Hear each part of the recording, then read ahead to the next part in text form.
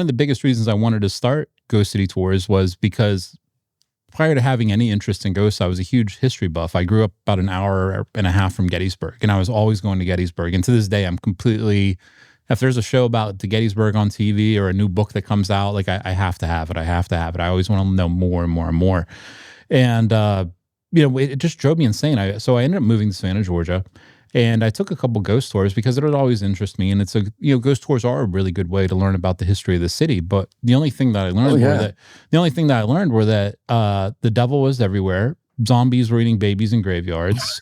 The mayor sometimes developed wings and steals things from the candy store. And I'm like, this is completely ridiculous.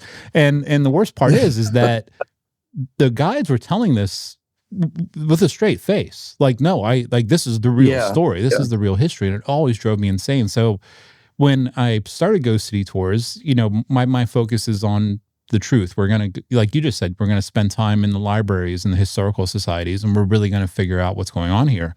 And the moment, I'm not always the most non-confrontational guy, but I do it in a nice professional way. And I started putting out articles that was like, hey, like, here's a story that's being told in Savannah all the time. And it's complete bullshit, by the way. And I backed it up with, census records and newspaper articles and all this stuff. And all of a sudden, I joked about a minute ago, I was like the most hated guy in the ghost tour industry, essentially because I was blowing up all this nonsense and saying, no, then none of this is true anymore. But you don't have ghosts without history.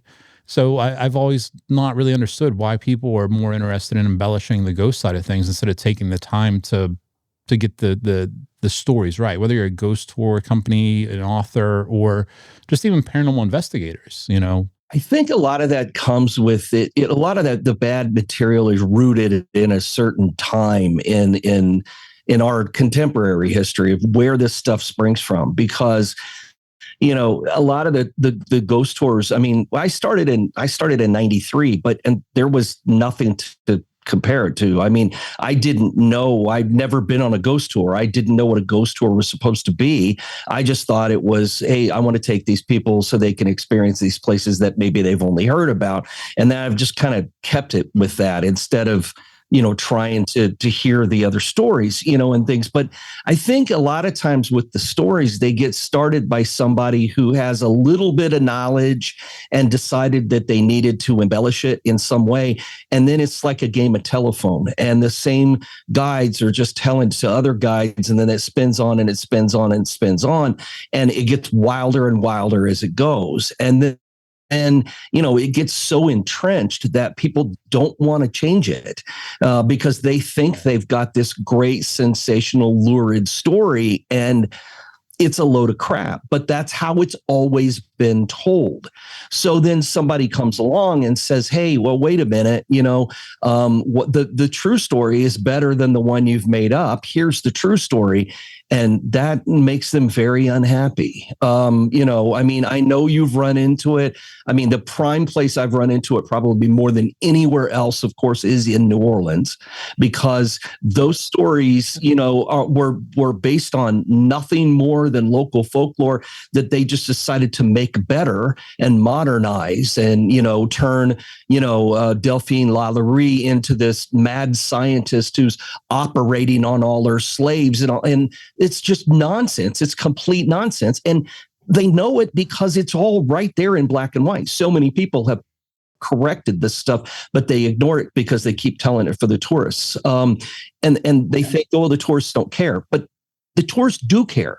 That's the thing. People do care, and they will come if you promise to tell them the right thing.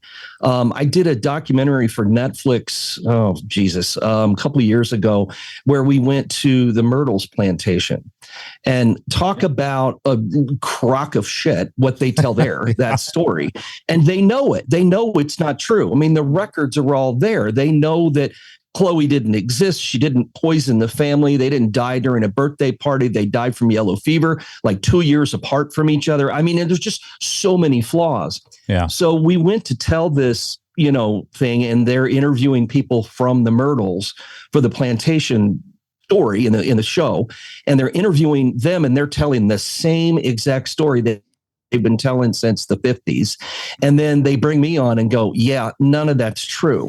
So I definitely got to be the villain for the story, which was a blast, because I just kept saying, I'm not saying the house isn't haunted. Right. I'm just saying it's not haunted for the reasons they say, because here's all these other things that happened here that certainly could have made the house haunted. So why plantation tourism when we don't need it? Yeah, if you want to talk about New Orleans, you're not far off. I mean, the second you brought up LaLaurie, I was like, yeah, like, Oh man, because you can go there on any given night, and there's 100 ghost tours that'll pass that house, and they yep. all tell the same. All at that corner at the same time. Yep. Yeah, And they all yeah. tell the same bullshit story. Like, oh, there was a slave, and like at the top of its skull was his head was cut off, and there was a spoon so she could in there. Stir his brains. Yeah, that's always one of my favorites too. I think my favorite is the human caterpillar one, though, like where the like locked in the cage. Yeah, and the one's mouth is sewed to the other one's butthole, and like in a line. I'm like, see, that's a newer edition. Yeah, that's a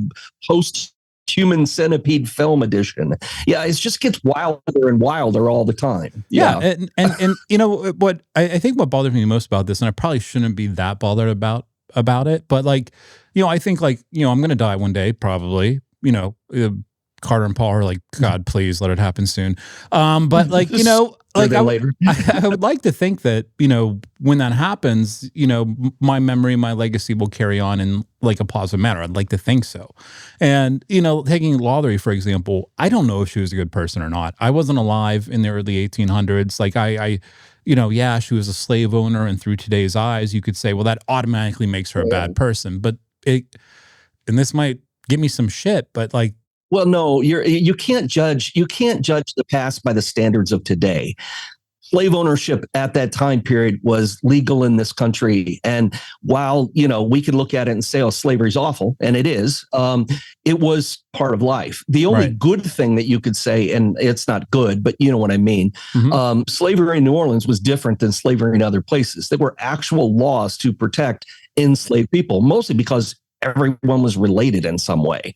And so you were very careful about how you did things. And she was someone who went against the norm.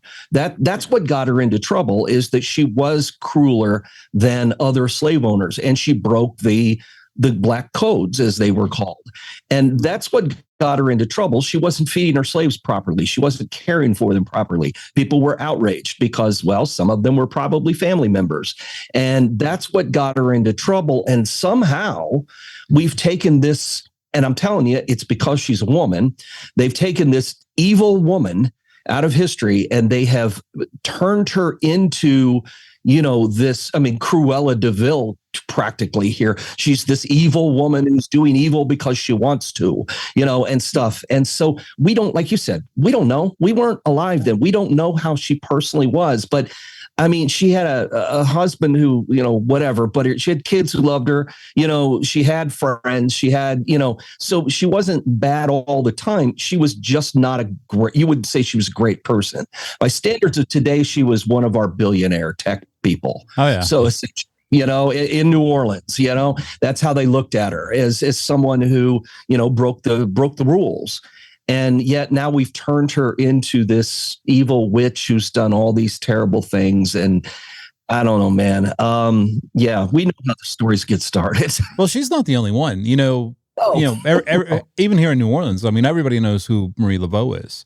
Sure, and when we started doing some deep dives into Marie Laveau, we started uncovering things that were really interesting. And some of it, we can't verify because, even newspaper articles will only tell you so much, and you kind of have to infer from there. But one of the things that I thought was really interesting is that we could not find any mention of her being a voodoo practitioner, priest, anything like that until after her death. And even who was it? George Cable, I think it was, wrote that book. Yeah. And he went on that book tour, and at one of the stops, Marie Laveau's daughter, I think it might have actually been Marie II. She got kicked out of that book reading because she stood up and she was like, how dare you talk about my mom this way? She never did any of these things, and, voodoo, all this other stuff. And, sure. It's one of those things. I don't know what really happened other than what I'm reading, but in my head, it sounds like another one of those situations where history's kind of taken a woman who, had a prominent place in society and has done everything it could to shit all over her, because at the time, being a voodoo practitioner was not like today. It's like, oh, that's cool. But back then it was like, that's not cool, and yeah, well, and also with her it's what's so interesting about her, and that what everyone ignores because they want to turn her into this evil voodoo queen, is that most people saw her as a real benefactor to the community because she worked tirelessly during as many smallpox epidemics as she was alive for, and yellow fever epidemics. I mean, she was treating the sick. She was nursing people in jails. I mean, she did all these good works. So even if she was, and again, even if she was practicing voodoo, big deal. It's a religion. I mean, it is a religion. And, the fact that it brought so many people to New Orleans at the time, you're talking about in the late 1800s, early, into the 1890s and things. If it was her, if it wasn't her daughter, whoever it was, they should have been named to the top of the New Orleans Visitors Bureau because she was bringing so many people to town. People were interested. They were fascinated, and it was exotic. It wasn't seen as evil at the time. And, I don't think she was ever an evil person. There were all these legends that sprung up around her, but the things to remember is her feeding the poor, caring for the sick, and all the things that she did for people. That's the stuff that gets forgotten. Yeah, and we can go on for another hour just on just on freaking that. New Yeah. Orleans. Like it's crazy.